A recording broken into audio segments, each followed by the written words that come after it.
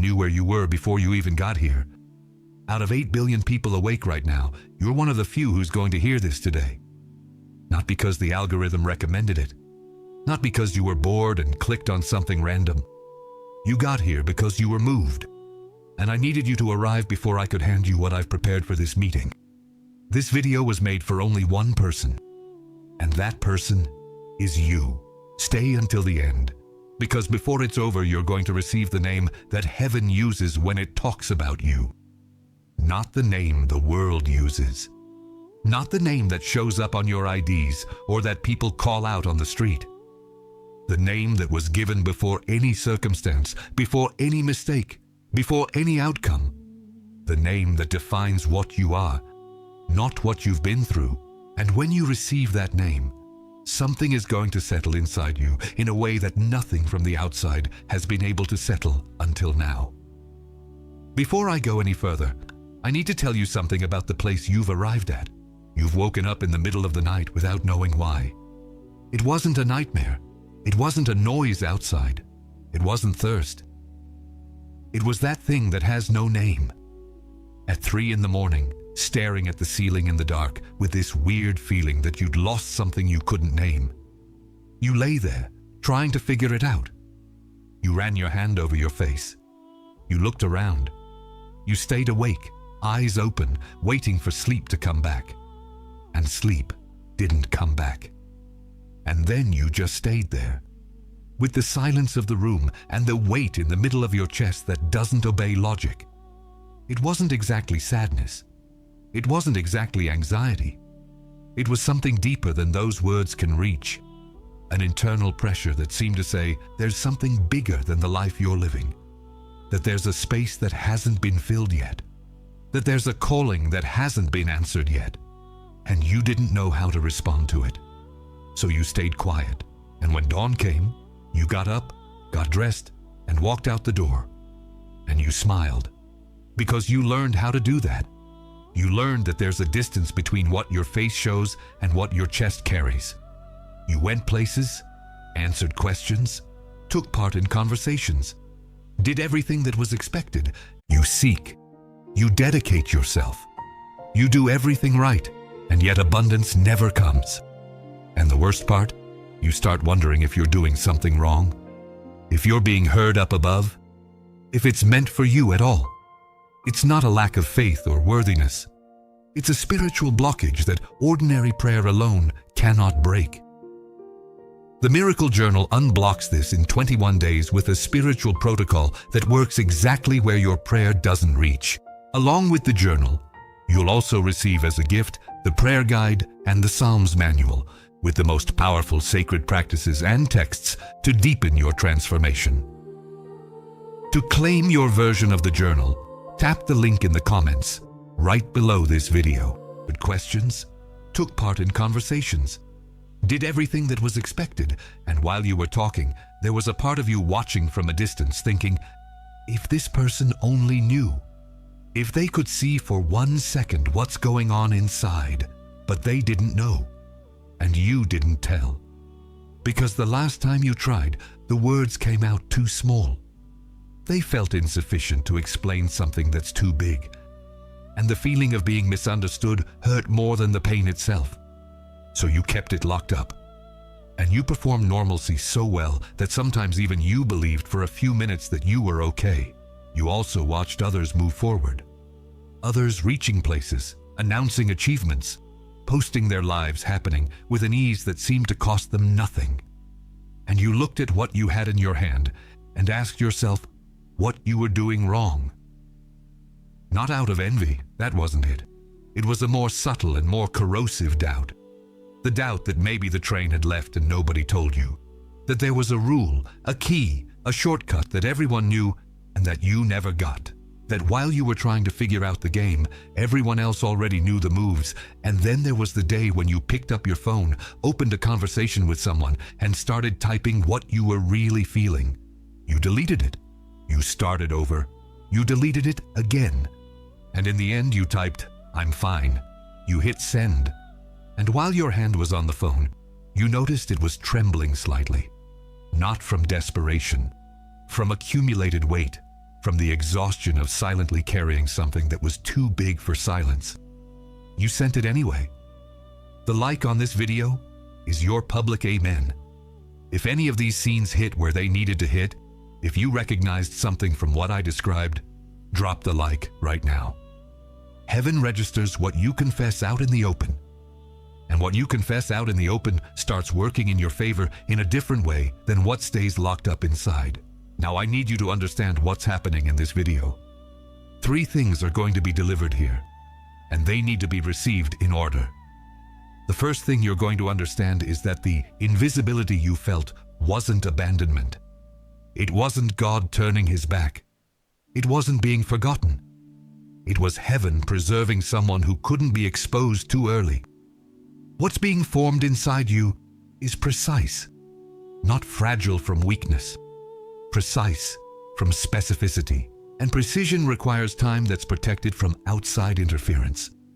The second thing is that you're going to receive a concrete protocol with specific steps to access the identity that the enemy tried hardest to block in you. This protocol doesn't require a special environment, doesn't require long preparation, doesn't require you to be different from who you are right now. It starts where you are. And the third thing is that by the end of this video, you're going to be able to declare out loud with a conviction you didn't have before. I know who I am, and heaven witnessed it before I did. Not as empty repetition, as anchored certainty. I placed you here because this word is for you. The pain you felt wasn't punishment. It was protection of what was placed inside you before any circumstance had access to it. You weren't suffering by accident. You were being preserved by destiny. Now close your eyes for a second, or look away from the screen for a moment. Breathe, just so that what comes next arrives without the noise of everything on the surface. Because I'm going to show you 5 signs, and at least one of them is going to make you understand that what you are calling a problem was actually confirmation of something heaven has been trying to communicate to you longer than you realize. The first sign is discomfort with environments that used to satisfy you. You went back to places that were once enough. The same group, the same context, the same old conversation, and you noticed that something had changed. Not the place, you. The chair is in the same spot. The people are the same they've always been. The jokes are the same. The topics are the same. But you feel like that space has gotten small in a way it didn't before. Like you grew without realizing it, and suddenly the ceiling is too low, and you called that ingratitude. You told yourself you were being hard to please, that you should be grateful for what you had, that there was something wrong with you that kept you from simply appreciating what was there. But it wasn't ingratitude. It was your frequency expanding beyond what the environment could contain. When a being starts to occupy more spiritual space than physical space, the smaller environments start to feel tight.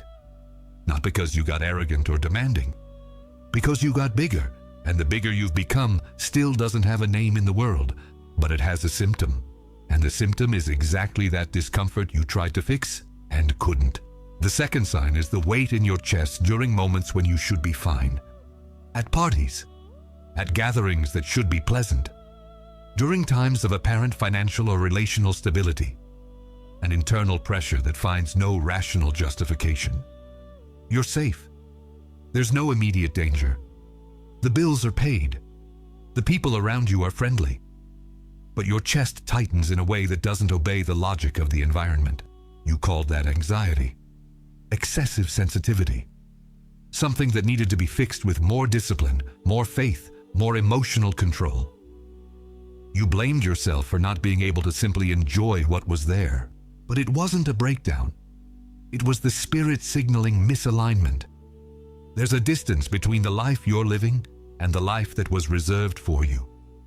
And that distance produces internal pressure, not as punishment, as information. It's the soul communicating that there's a bigger version of you waiting to be inhabited.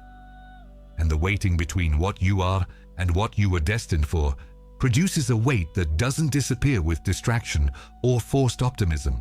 The third sign is the feeling that certain eyes see you differently, for no apparent reason, without anything you've done or said to justify it. Some people look at you in a way that indicates they perceive something you yourself haven't fully named yet. An unusual compliment that comes out of context. A word that seems bigger than the situation that produced it. Someone telling you that you have something special without being able to specify what it is, and you look back trying to understand what they're responding to. You dismissed it. You said people were just being kind, that you shouldn't take it seriously, because taking it seriously would be arrogance, that it was probably just a figure of speech or social courtesy. But the calling emits a frequency, and certain eyes, even without spiritual training, perceive that frequency before the one carrying it can name it. You weren't complimented by accident. You were seen by people who didn't even know they were instruments of confirmation. Heaven uses messengers who don't know they're messengers. And every strange word that came to you was a signal sent through whatever channel was available. The fourth sign is the list of contacts where you're not called first. You think about people. You root for them. You're available when they reach out. But when good things happen in those people's lives, you find out later. Sometimes much later. Not because they have bad intentions. Not because they don't want you. But because there's a natural isolation that happens around someone who's in a process of spiritual separation. You called that rejection. Social invisibility. Concrete proof that you don't matter enough to be included in the moments that count. But it wasn't rejection. It was strategic separation by heaven. Someone being set apart for a greater purpose can't be kept in every circle at the same time. The noise of the crowds interferes with the voice that needs to be heard in silence. The bonds that consume everything prevent the process that needs space to happen. The isolation wasn't punishment. It was preparation of the internal environment. It created the silence you needed to hear what can't be heard amid the noise. Now I need you to pay special attention. The next sign is the hardest one to hear. It's the one the enemy spent the most time trying to get you to ignore, labeling it as delusion, as ego, as lack of humility, as distortion of reality, because this sign is the most dangerous to the adversary. The fifth sign is the quiet certainty that something big is about to align.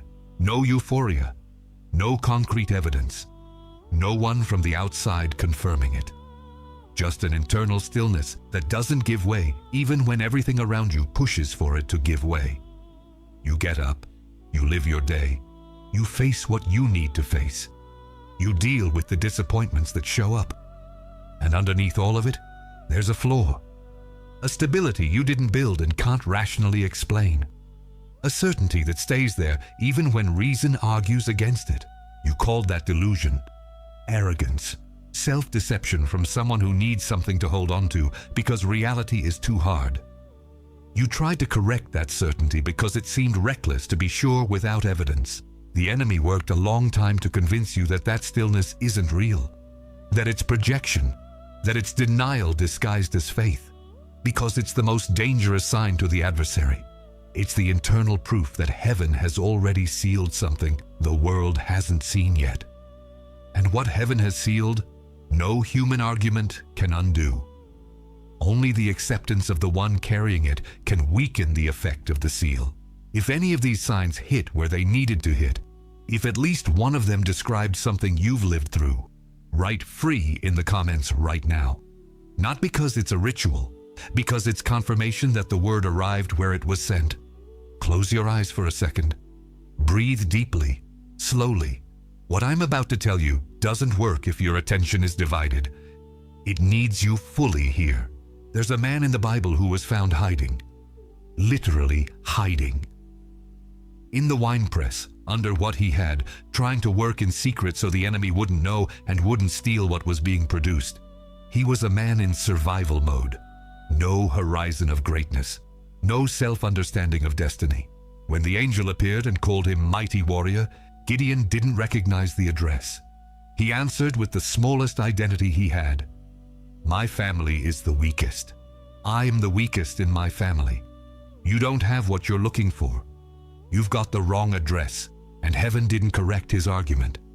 It didn't debate his self-assessment. It simply maintained the address. Because the name heaven uses doesn't depend on the agreement of the one receiving it. It doesn't depend on the carrier already believing it.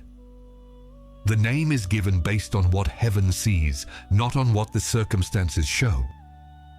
Gideon was hiding and was called a hero. He was afraid and was called a warrior. He was alone and was told the Lord was with him. Three things that completely contradicted the visible reality at that moment. And the mission was accomplished. Not because Gideon stopped being the weakest from the weakest tribe, but because he answered the call with the identity heaven had declared, not with the identity the circumstances suggested. And physics has something to say about this that scientists rarely connect to the spiritual. Light travels at 186,000 miles per second. It's the fastest thing in the known universe. Nothing beats the speed of light. And yet, when we look at the stars, what we see isn't the present. It's the past. The light from a star that's 200 light years away left there 200 years ago. What we see today was emitted before you were born. What looks like a delay in arrival is just the distance being traveled. You who were reserved for a greater purpose take longer to arrive because the route was longer, not because the light inside you is weaker, because the destination was more distant, and the more distant the destination, the longer the light takes, and the more impact it carries when it finally arrives. Gideon traveled a path that seemed like the wrong one. Light travels a distance that, from the starting point, looks like absence. Both arrived exactly where they were supposed to, at the exact moment, with the weight that only the distance traveled can accumulate. You're not late. You're traveling the route that matches the size of the destination. Write Gideon in the comments if you've ever been called a hero before you believed you were. Before you could see in yourself what someone else saw. Let me stop for one full minute. You've made it this far being moved. Not by accident, not by algorithm, not by coincidence. During this time together, you've received more than you might be realizing right now. You received confirmation that the pain wasn't abandonment. You recognized at least one sign heaven used to communicate that something bigger is being formed. You identified that the invisibility you felt has a spiritual function. It's not punishment. You heard about Gideon and understood that heaven's address doesn't wait for you to agree with it for it to be real. And you understood that the longer route isn't a sign of weaker light. It's a sign of a more distant destination. You made it this far, and that matters. What you're about to hear isn't a human title. It's what I call you when I speak to heaven about you. Not what the world has used to define you until now. What was decided before you were born. What each one of the scenes you've lived through has been confirming, even when it seemed to be denying. You are the preserved. I saw every season that the world called a delay. Every opportunity that passed before it reached you. Every door that closed when you thought it was the right time to open. Every achievement that took longer than comparison with others seemed to justify. I saw. And it wasn't neglect. It wasn't that you were in the wrong place or doing the wrong thing. It was that what was being formed inside you couldn't be corrupted by premature exposure. Some fruits ripen slowly because the process can't be shortened without compromising what remains.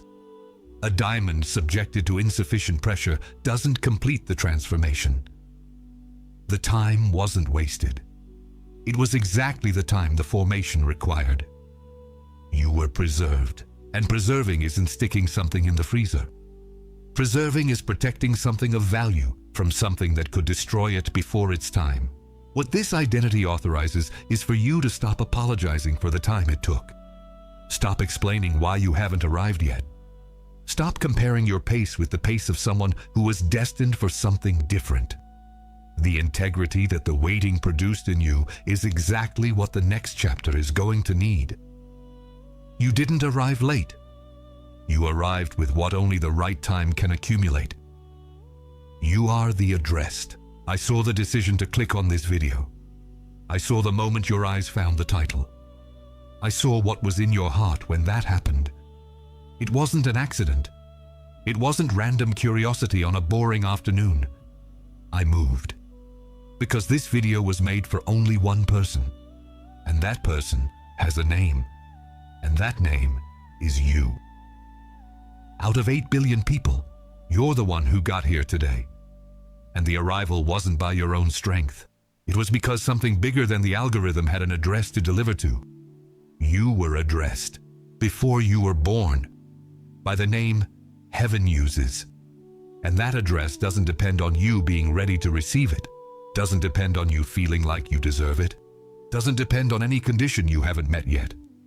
The address was already written. The delivery was already sent. What's happening now is the arrival. What this identity authorizes is for you to stop asking the environment for permission to occupy the space heaven has already assigned. You don't need the world to confirm what heaven has already sealed. You don't need the people around you to recognize it before you start operating as someone who has received the address. The address doesn't depend on human approval. It precedes any validation the world can offer. You are the bearer of the hidden name. There's a name heaven uses for you that the world doesn't use yet. Not the name your parents chose when you were born. Not the name your professional title carries. Not the name people use to introduce you in social situations. The name that describes what you carry. What you were entrusted to carry through time, through places, through the circumstances that are still to come. What will remain after you've passed through every place you're going to go? That name hasn't been fully revealed yet. Not because heaven is hiding it, but because some names only make complete sense in the context where they'll be needed. The name heaven uses for you will be completely understandable when you arrive where you're going. And you are going. The path is real. The arrival is calculated. I saw what you carry. I saw before you knew you were carrying it. I saw when you tried to discard gifts that seemed impractical. I saw when you silenced talents because no one seemed to need them yet. I saw when you asked yourself if you were carrying something or just imagining that you were. What you carry is real. It's high precision. And it's being preserved for the place where it will be completely necessary. What this identity authorizes is for you to start operating by the name heaven already uses, even before any external evidence confirms it. The hidden name doesn't wait for approval to start functioning. It starts functioning when you stop denying it, when you stop reducing what you are to what the environment can recognize. Write in the comments the name of the identity that is yours. The preserved, the addressed, the bearer of the hidden name. And subscribe to the channel so that the next video reaches you when it's time. Now I need to hand you something concrete for today. What you received here can't stay only in the field of words and momentary emotions. What is received needs to be anchored. And to anchor what was received, there's a 3-step protocol. Simple. No elaborate ritual. No requirement for a special environment. No need for you to be different from who you are right now. It's called the addressing protocol. Step 1. Tonight, or right now if the environment you're in allows it, you sit in silence for 3 minutes. Not in formal prayer with the usual language. Not with prepared liturgy or words you feel you should say. You simply close your eyes, plant your feet firmly on the ground, feel the contact of the floor with your feet, and ask in a low voice, almost a whisper, what is the name heaven uses for me? Don't force the answer. Don't elaborate. Don't fill the silence with what you think should come. Just ask and wait. 3 minutes of real waiting. Step 2. You write it on paper. Not in a phone note, not in a computer document. On paper. The first word that comes after the question. It could be a common word. It could be something you'd never expect. It could be a name, a characteristic, an image, a feeling that found a word. Don't filter it. Don't edit it to make more sense. Don't justify to yourself whether it's real or not. Write the first thing that comes and save that paper. Step 3. You plant your feet firmly on the ground.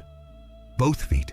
Feel the weight of your body distributed and declare out loud 3 times with the same interval between each declaration. I have received. I carry. I walk. Not in a mumble. In a voice you can hear. In a voice the environment around you can hear if someone is nearby. The sign of confirmation isn't euphoria. It isn't dramatic crying. It isn't an overwhelming sensation that takes over your body. It's stillness.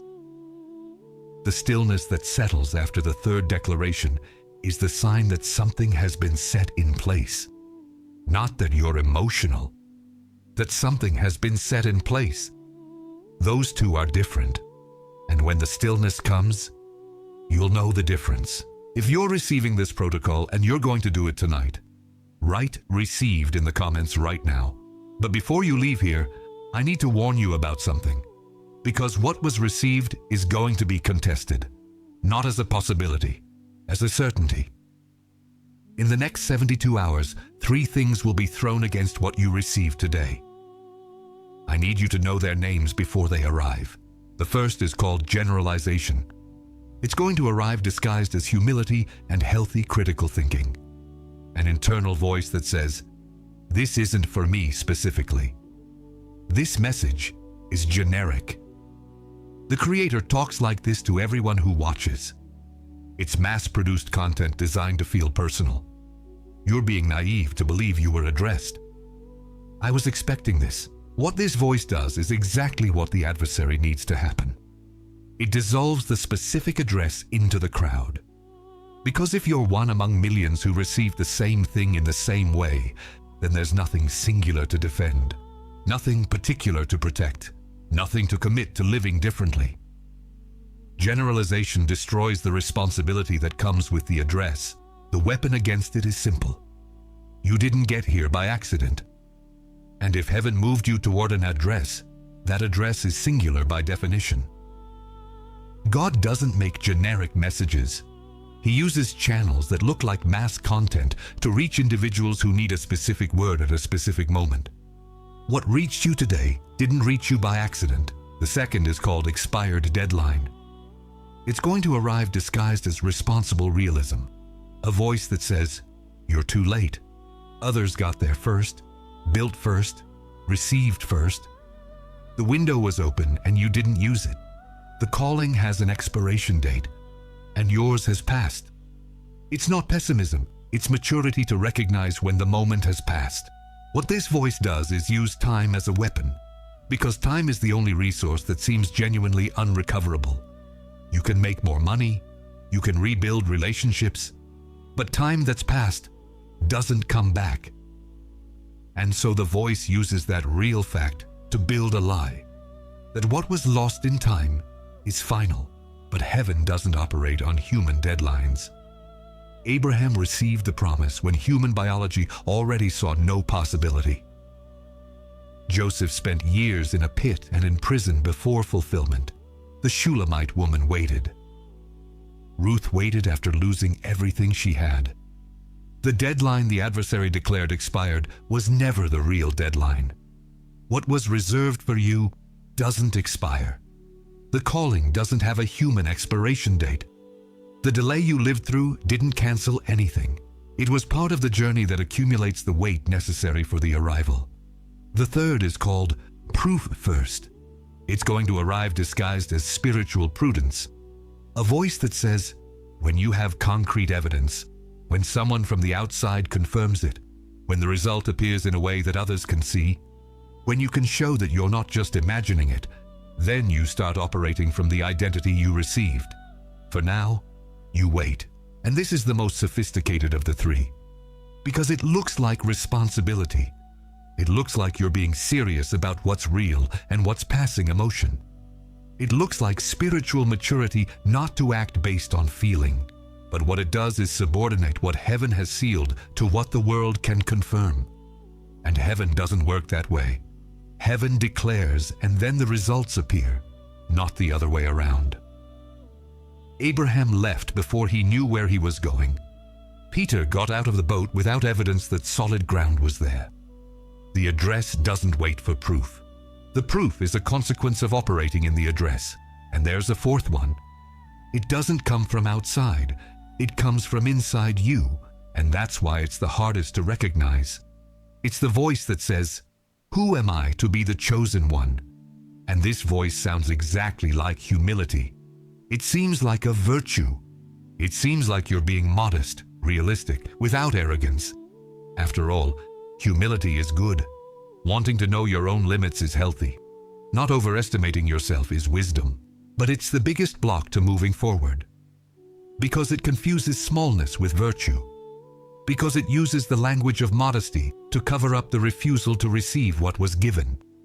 Because when you say, "Who am I to be the chosen one?"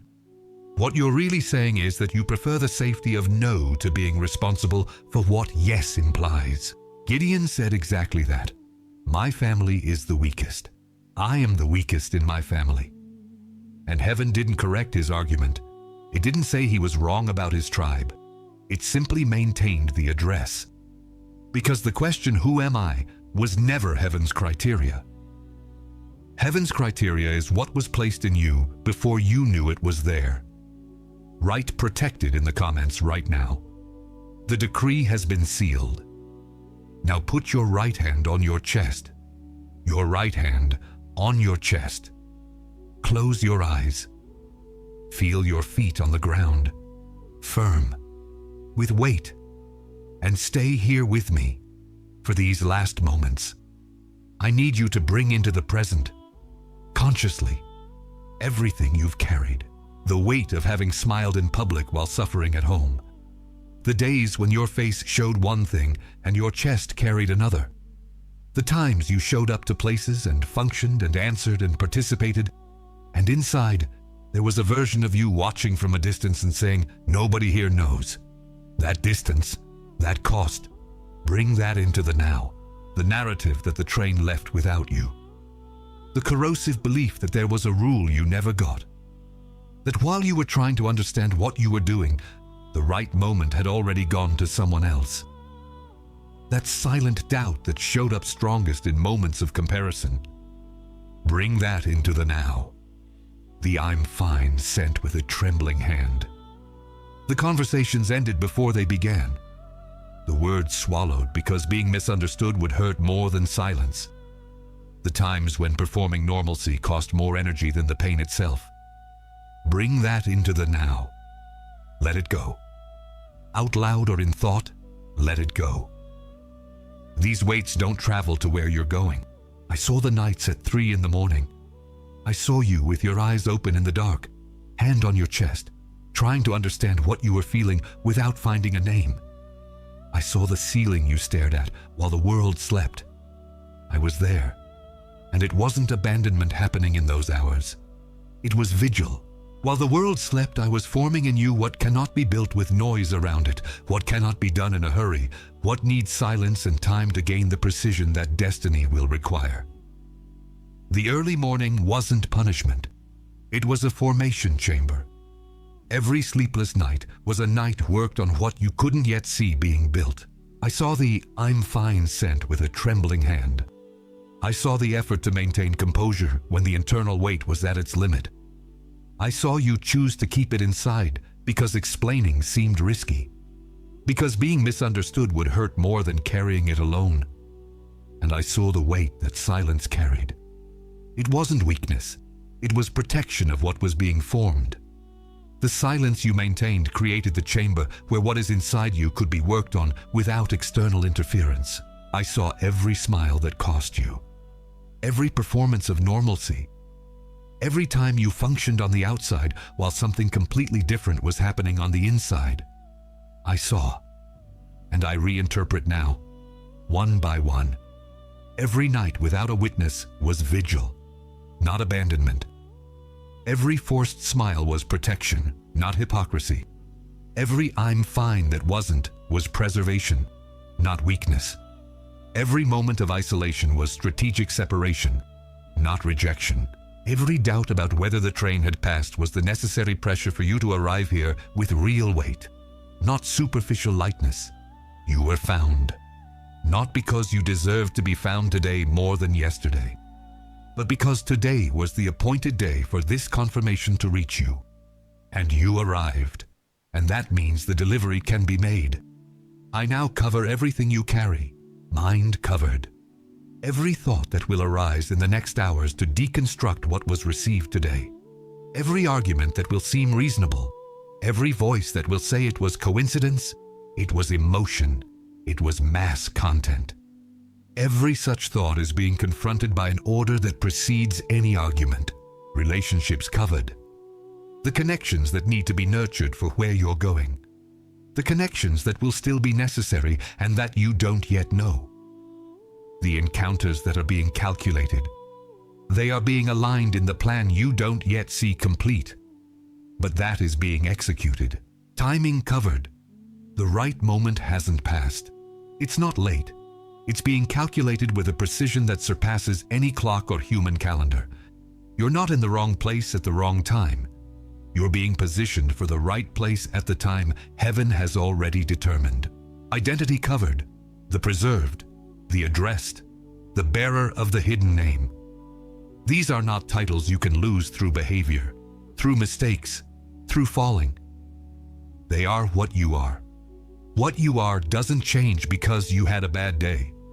What you are precedes and outlasts any outcome. Now, before you write in the comments, I need you to do one thing. Say it out loud, where you are. I have been found. I am the addressed one. Say it again, not in a mumble, in a voice you can hear. I have been found. I am the addressed one. One more time, with your feet on the ground. I have been found. I am the addressed one. Amen. Write done in the comments, not as a habit, as a declaration. What was delivered here has been delivered, and what is delivered by heaven does not return empty. Now there's a person, not a group, not a list of friends, not a WhatsApp channel. One specific person. Someone you know who also wakes up at 3 in the morning without knowing why. Someone who also sends "I'm fine" when they're not. Someone who has also watched others move forward and wondered what they're doing wrong. You know who this person is, and they need to receive this address today. Send this video to them now, not tomorrow. Now before you leave here, and subscribe to the channel, because the next video will reveal what happens after the chosen one stops hiding. What happens when the preserved starts moving? What happens when the addressed stops asking for permission? You won't want that video to arrive without the channel being subscribed. It is done. You are not the same person you were when this message began. You seek. You dedicate yourself. You do everything right, and yet abundance never comes. And the worst part? You start wondering if you're doing something wrong, if you're being heard up above, if it's meant for you at all. It's not a lack of faith or worthiness. It's a spiritual blockage that ordinary prayer alone cannot break. The Miracle Journal unblocks this in 21 days with a spiritual protocol that works exactly where your prayer doesn't reach. Along with the journal, you'll also receive as a gift the prayer guide and the Psalms manual with the most powerful sacred practices and texts to deepen your transformation. To claim your version of the journal, tap the link in the comments right below this video.